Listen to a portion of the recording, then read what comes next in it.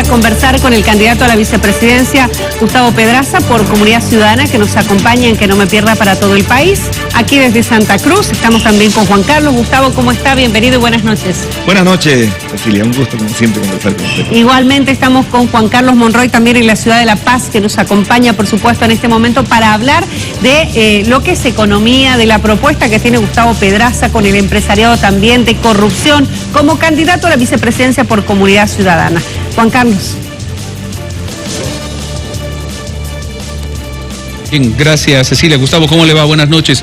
Una pregunta inicial absolutamente coyuntural, si me permite, que está generando repercusión. ¿Qué haría usted si llegara al gobierno con Elfec, con este caso tan polémico, que se ha tornado tan polémico? ¿Qué se haría con una empresa como esta, como Elfec? Bueno, es preocupante lo que está sucediendo en el gobierno, la descomposición rápida que ha tenido en pocas semanas y sin duda alguna hay que conocer en profundidad cada uno de los actos, particularmente el que tenemos ahora en la coyuntura, conocer bien, ¿no?, de dónde emerge, cuáles son los procedimientos, la legalidad, cuándo se firma el decreto, cuándo se toma la decisión, es decir, cuál es la acción del procurador general. Yo creo que es sin ninguna duda necesaria una investigación muy rigurosa para tomar decisiones respecto a un caso tan sensible como el de Elfec, ¿no? Aquí se habla de una descomposición y nosotros hacemos la consulta, Gustavo, por eso decía Juan Carlos que creo que es muy lógico en este momento hablar del tema. ¿Esta es una crisis de gabinete o es una crisis de gobierno? Lo que hoy se está atravesando, lo que hoy se ve cuando falta tan poco para dejar el gobierno de transición a un gobierno electo. Bueno, es una de las crisis, la económica es una, la corrupción es otra, la crisis política es otra. Sin ninguna duda, acelerada esta crisis por la pandemia y por las dificultades que ha tenido el gobierno de confrontar. Esta crisis se manifiesta en la debilidad progresiva del gobierno para gestionar la economía. Lastimosamente hubo un error ahí muy grave de la candidatura de la presidenta y esto generó una descomposición, un debilitamiento y la crisis política se acelera.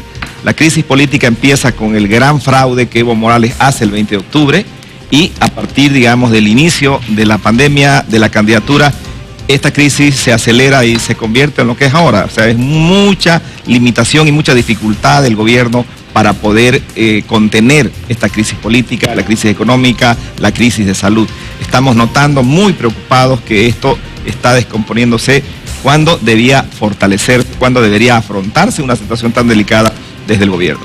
Usted hablaba de la corrupción y aquí, por ejemplo, el ex contralor la semana pasada, su salida en el caso Elfec, denunciaba que este anuncio que se hizo a través del decreto que hoy nos enteramos se firmó después del anuncio, puede generar un daño económico al Estado. Y eso habla también de una sospecha de algo raro allí.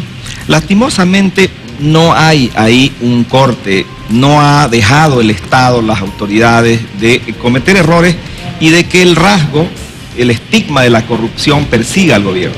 Es uno de los temas más importantes para poder afrontar, para luchar contra la corrupción. Tiene que ser transparente, la gestión de un gobierno tiene que ser transparente, sujeta a las leyes, no tiene que haber impunidad. Nosotros proponemos por eso la transparencia total en la adjudicación de obras, en la licitación, en cada uno de los actos administrativos del gobierno. Tiene que ser un gobierno abierto a la información, tanto al requerimiento ciudadano como también a la otorgación proactiva del gobierno. Tiene que estar escondido, ni bajo misterio, tiene que ser transparente, abierto. En este siglo el principal rasgo, la principal característica de la política tiene que ser la transparencia frente a los ciudadanos. Gustavo, usted acaba de hablar de varias crisis, varios tipos de crisis por los que está atravesando el país. ¿Usted cree que la crisis política se va a resolver con las próximas elecciones y un gobierno salido de las urnas? Sin duda, sin duda. Las elecciones democráticas son la puerta de salida a una crisis política. La legitimidad de un gobierno le da fuerza para gobernar. Y esa es la decisión que tiene que tomar el pueblo boliviano en unidad. La unidad imbatible, indestructible, se construye en el mismo momento de emitir el voto. Y ese es el requisito para tener un gobierno fuerte.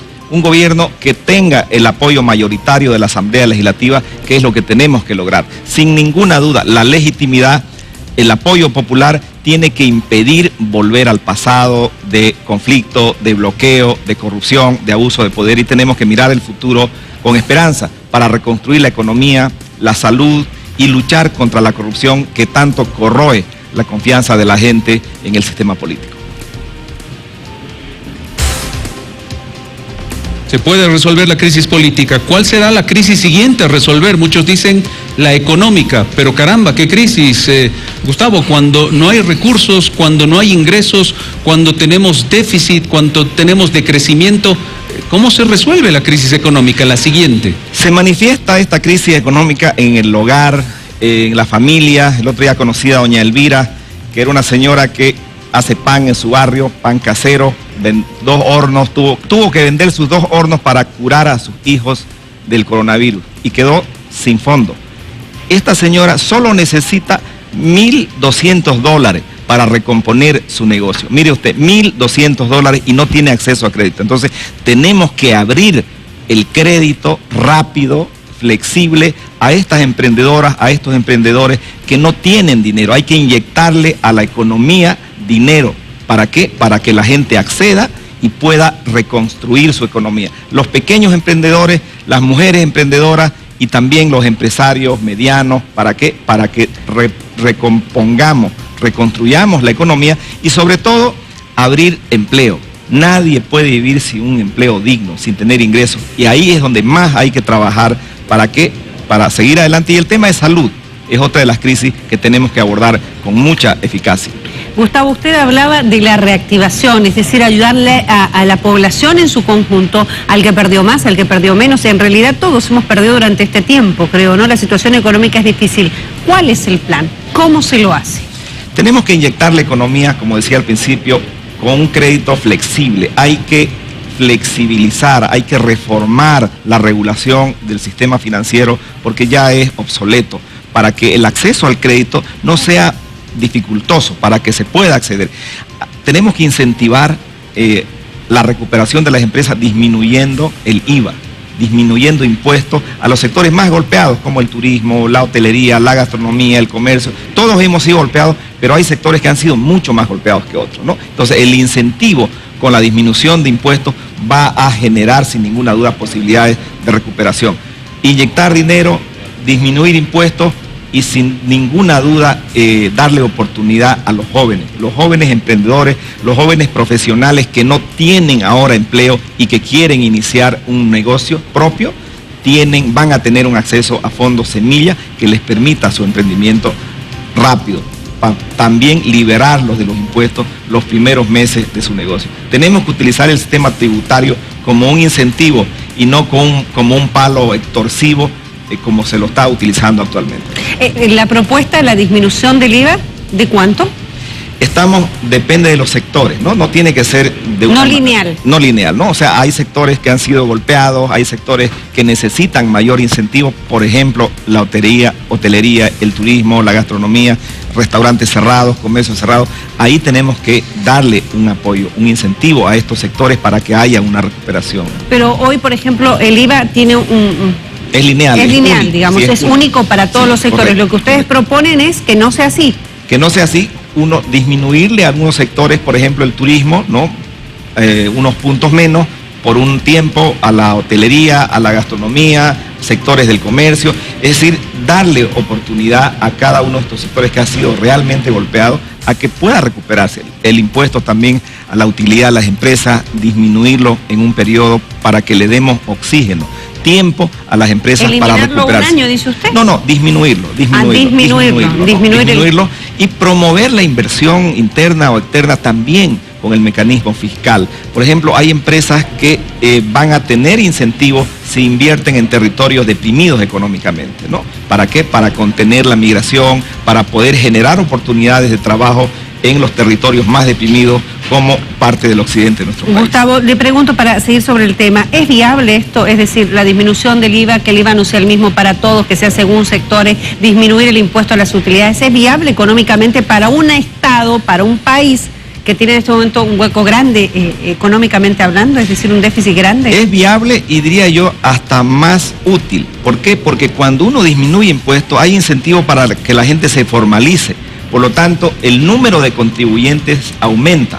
El gran problema nuestro es que el número de contribuyentes es bajo. Estamos hablando de un 25% de los actores económicos. Si eso lo flexibilizamos, lo disminuimos, es un incentivo para la formalización de quienes están ahora en la informalidad. Y al formalizar su actividad económica, estamos hablando ya de posibilidades de seguro médico, de pensiones, que son factores, que son instrumentos fundamentales para aliviar la pobreza. Entonces, hay que ser innovador, hay que ser creativo, así lo vamos a hacer, manejar el impuesto de una manera proactiva para incentivar la formalización de la economía, incrementar la base tributaria para que así podamos tener más impuestos y no solamente ejercer presión sobre un monto muy disminuido de contribuyentes como lo son ahora. Bien, Gustavo, la última pregunta de mi parte, si me permite. La gente del Movimiento al Socialismo insiste en que si el binomio de Comodidad Ciudadana, usted y Carlos Mesa, llegan a la presidencia y vicepresidencia, lo que van a hacer en los próximos 5 años es privatizar el país, privatizar las empresas estatales, privatizar todo. ¿Qué dice usted? ¿Qué le responde? Bueno, primero decirle al candidato a la presidencia del MAS que en sus 12 años de ministro, él no privatizó, pero despilfarró, que es mucho peor. O sea, entregó a las manos de su militancia empresas públicas e hicieron inversiones que prácticamente fue una pérdida absoluta para el Estado boliviano. Gobernó como ministro 12 años y ahora quiere ser presidente 5 años. Si en 12 años no resolvió los problemas de la economía de este país y le vendió un sueño a la mayoría de los bolivianos, el milagro que él manifiesta de los 100 bolivianos de costo de la canasta familiar, imaginémonos qué va a hacer en 5 años. Es decir, ahí hay un cinismo recargado desde nuestro punto de vista. Nosotros lo que vamos a hacer es recuperar las empresas públicas para los bolivianos, darle una gerencia eficiente, recuperar esa inversión que se ha hecho para que beneficie a todos los bolivianos. Eso es lo que vamos a hacer nosotros con las empresas que prácticamente ha construido o ha invertido, ha creado el MAS solo para el uso de su militancia. ¿Cuál es su relación con el empresariado nacional?